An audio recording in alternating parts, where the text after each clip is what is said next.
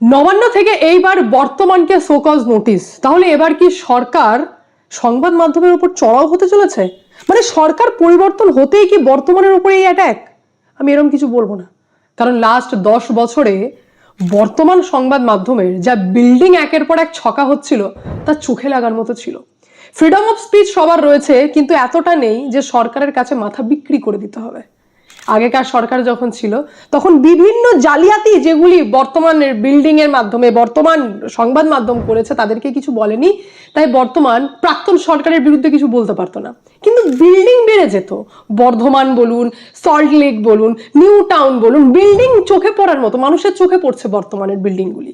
কিন্তু বর্তমান সরকার যেটা এসেছেন, তিনি যে খামতিগুলি এতদিন পর্যন্ত এনজয় করেছে বর্তমান, তাদের বিরুদ্ধে এবার শোকজ নোটিশ দিয়েছেন 3 দিনের মধ্যে সঠিক জবাব না মিললে, অর্থাৎ যা উত্তর সরকার চায় সেই মনের মতো উত্তর যদি বর্তমান না দিতে পারে তাহলে তাদের ক্লাস আছে, অর্থাৎ তাদেরকে ভুগতে হবে।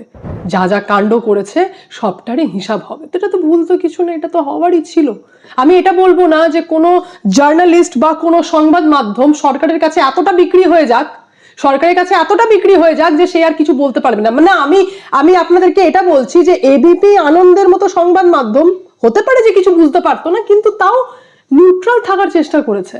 বর্তমান একটা সময় আমি কি বলবো, আমার দাদু পর্যন্ত পড়তেন, আর তারপরে লাস্ট 10 বছরে যা পরিবর্তন হয়েছিল বর্তমানে, তা আমি আর ভাষায় প্রকাশ করতে পারলাম না। মানে চোখে লাগার মতো। দেখুন, মিডিয়ার কাজ এমন হওয়া উচিত যে কাজ ইন্ডিয়ান এক্সপ্রেস করে দেখিয়েছে। ইন্ডিয়ান এক্সপ্রেস কোনো গভর্নমেন্টের চটি চাটা মতো কাজ করেনি। ইন্ডিয়ান এক্সপ্রেস এতটা ভালো সংবাদ মাধ্যম, যা বিরোধী করার যে কাজ ছিল, মানে যেটা কংগ্রেসের করা দরকার ছিল, সেই কাজটা এখন করেছে ইন্ডিয়ান এক্সপ্রেস। মানে ভাবতে পারছেন কি কাজ করেছে? আমি জানাই আপনাদেরকে যে ডিম থেরাপি আমাদের বাংলায় চলছে তৃণমূল কংগ্রেসের কাউন্সিলর আর নেতাদেরকে দেখে, সেই ডিম নিয়ে এবার আমাদেরকে মধ্যপ্রদেশ পৌঁছতে হবে। এবং বিজেপির যে সিএম রয়েছেন, ওনাকে এবং ওনার ফ্যামিলি মেম্বার যাদের নাম দুর্নীতিতে জড়িয়েছে, তাদেরকে সেই ডিম থেরাপি দিতে হবে।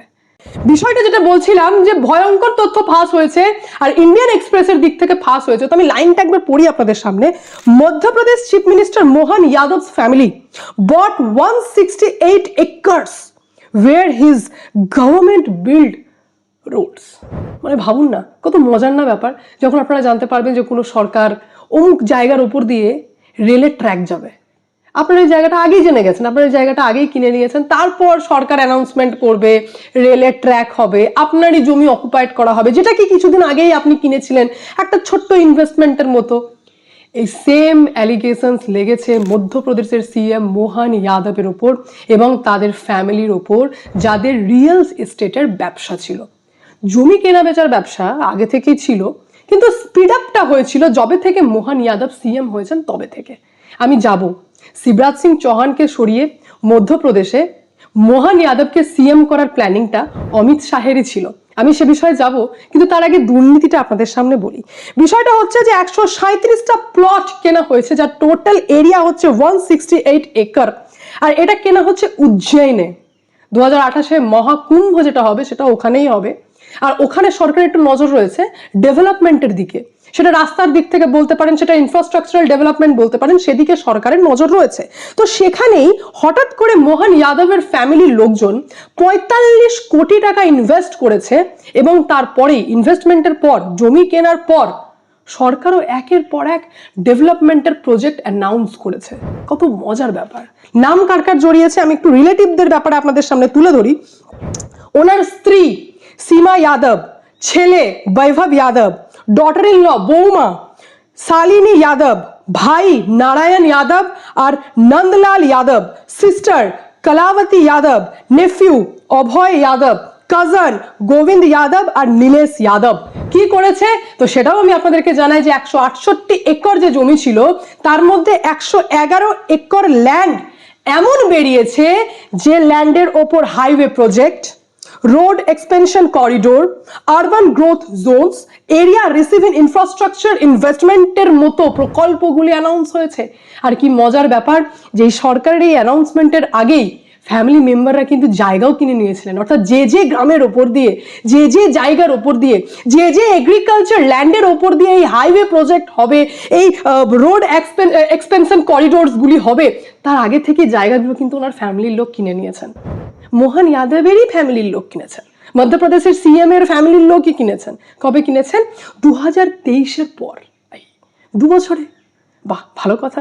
এবার মজাটা কেমন আমি আপনাদেরকে একটু জানিয়ে দিই। ফ্যাক্ট হচ্ছে এইটা যে যখন কোনো জমি এগ্রিকালচার ল্যান্ডের ক্যাটাগরিতে থাকে তখন সেটার ধরে নিন সাপোজ যে 1 একরের দাম হচ্ছে 20 লক্ষ টাকা, আর যখন সেই ল্যান্ডকে কনভার্ট করানো হচ্ছে সেটা রেসিডেন্সিয়াল ক্যাটাগরিতে হতে পারে বা সেটা কমার্শিয়াল ক্যাটাগরিতে হতে পারে, এবং গভর্নমেন্ট যখন সেটাকে অকুপাইড করবে তাহলে সেই 1 একরের 20 লক্ষ টাকা করে যেটা 1 একর দাম জমির, সেটার দাম হয়ে যায় 1 থেকে 5 কোটি টাকা।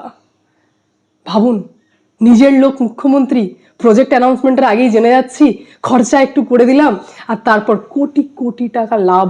তো বড়লোক কে হবে? বড়লোক আরো বড়লোক হবে, কারণ গরিবের জমি তো কিনে নিচ্ছে না বড়লোক। টাকা রয়েছে, টাকা দিয়ে গরিবের জমি কিনে নিলাম।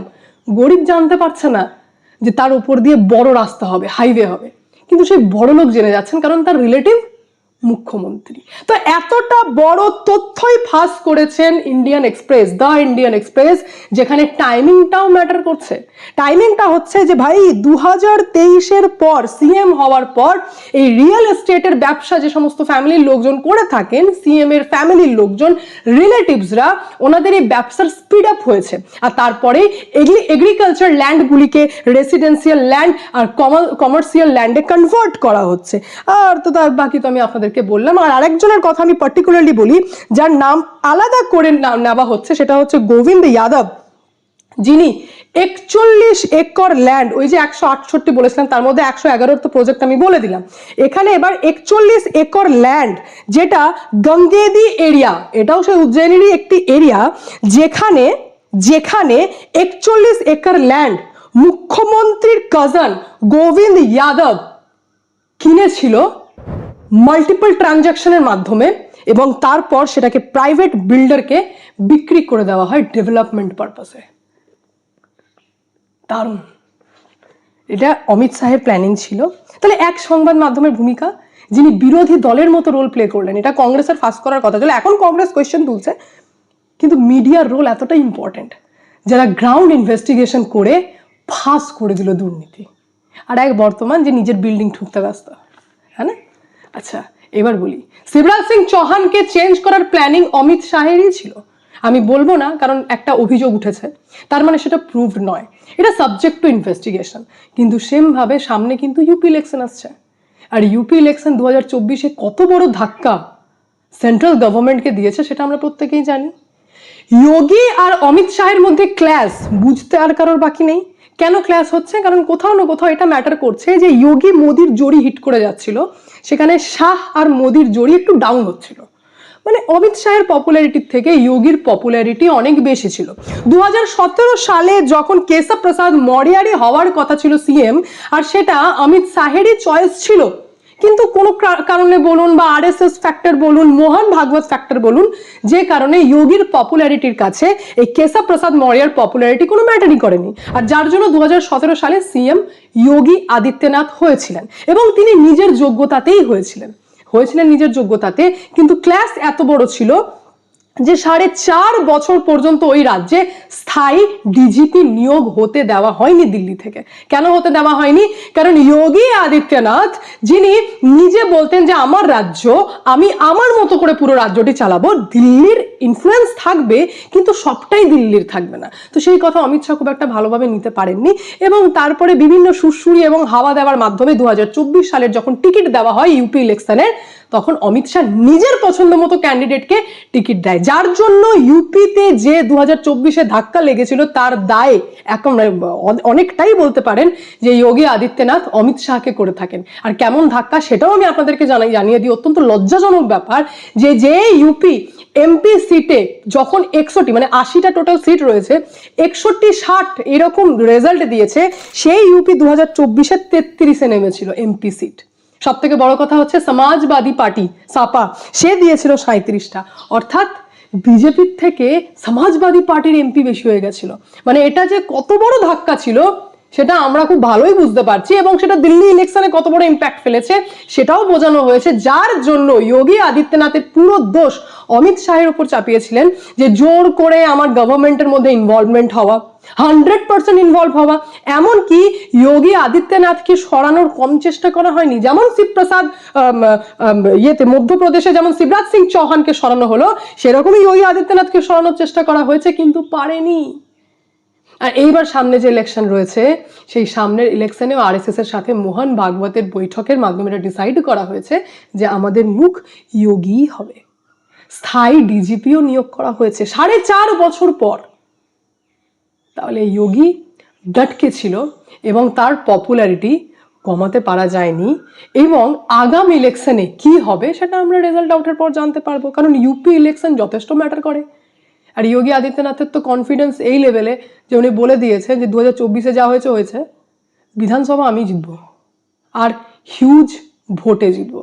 এবার দেখার বিষয় হচ্ছে যে ইউপি যদি কোনো কারণে ডামাডোল হয় তাহলে বাংলায়ও তার ইম্প্যাক্ট পড়বে। তৃণমূল কংগ্রেসকে যা আপনারা শেষ হতে দেখছেন তাও কিন্তু মাথাচাড়া দিয়ে উঠবে, কারণ বিরোধী 0 হয়ে যায় এমন আমি বিশ্বাস করি না। আর বিরোধী থাকাটা কতটা ইম্পর্টেন্ট সেটা আমি 100% বিশ্বাস করি, যে রোল আজকে দ্য ইন্ডিয়ান এক্সপ্রেস প্লে করেছে আর যে খবর আমি আপনাদের সামনে তুলে ধরলাম। তো অমিত শাহের ইনভলভমেন্ট, দিল্লির ইনভলভমেন্ট থাকবে না এটা বলবো না, থাকা তো যতটা ভালো, কিন্তু 100% হয়ে গেলে ততটাই খারাপ। তো দুটো পক্ষ, রাজ্য কেন্দ্র সামঞ্জস্যতা বজায় রেখে থাকবে এবং তাহলেই দুর্নীতি কমবে। আর কিছু কিছু ক্ষেত্রে একটা পার্সন সে যা বলে দিচ্ছে সেটা পাত্থার কি লকিরা, সেটাই ঠিক, এটা নাও হতে পারে। তারই এক্সাম্পল হচ্ছে মধ্যপ্রদেশ। আজকে দেখছেন আপনারা সিএম চেঞ্জ করার পর এত ভয়ঙ্কর দুর্নীতি সামনে এসেছে। আর ইউপির কথা তো আপনারা জানেন যে ইউপিতে যোগী আদিত্যনাথ এখনো পর্যন্ত নিজের জায়গা ডাটসে ধরে রয়েছেন এবং তাকে সিএম পদ থেকে সরানো যায়নি, এবং আগামী ইলেকশনেও সিএম মুখ হিসেবে যোগী আদিত্যনাথই রয়েছেন। বাকি পুরো বিষয় নিয়ে আপনাদের কি মন্তব্য হতে অবশ্যই কমেন্টের মাধ্যমে জানান। আমি এখানে এন্ড করি, দেখা হচ্ছে নেক্সট ভিডিওতে। ভালো থাকবেন, সুস্থ থাকবেন, সঙ্গে অদ্বিতীয়া চ্যানেলকে অবশ্যই সাবস্ক্রাইব করবেন, কারণ একটাই, যা হবে স্পষ্ট হবে।